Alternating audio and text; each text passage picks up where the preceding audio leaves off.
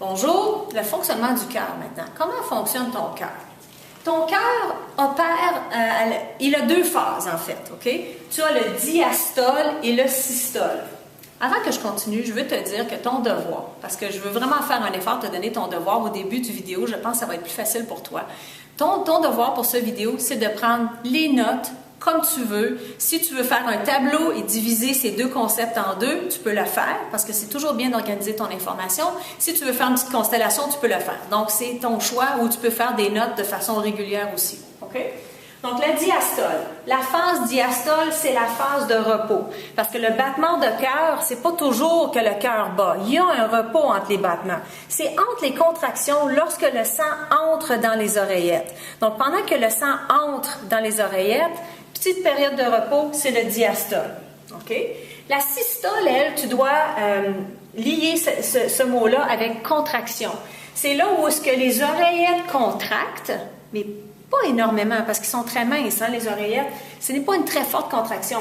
C'est à peu près 10 secondes après, tu as les ventricules qui vont contracter. Et ça, c'est très puissant. Tu te souviens que les ventricules, c'est la majeure partie du cœur. Les oreillettes sont juste en haut, OK?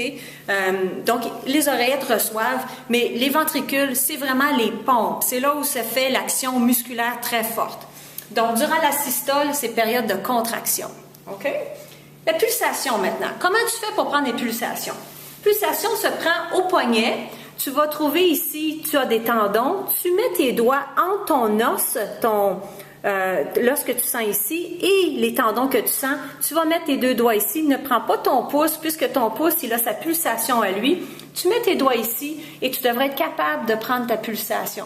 Sinon, la trachée, sur le côté de la trachée, tu as une espèce d'espace ici, OK? Ici, tu sens des muscles. Tu rentres tes doigts ici et tu devrais être capable de sentir une pulsation.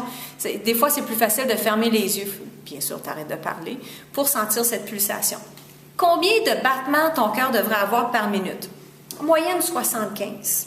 Et ça va varier dépendant de si tu es très en forme, physiquement, cardiovasculairement. Si tu es très en forme, le battement doit être quand même plus bas que ça. Les grands athlètes, c'est quand même assez bas.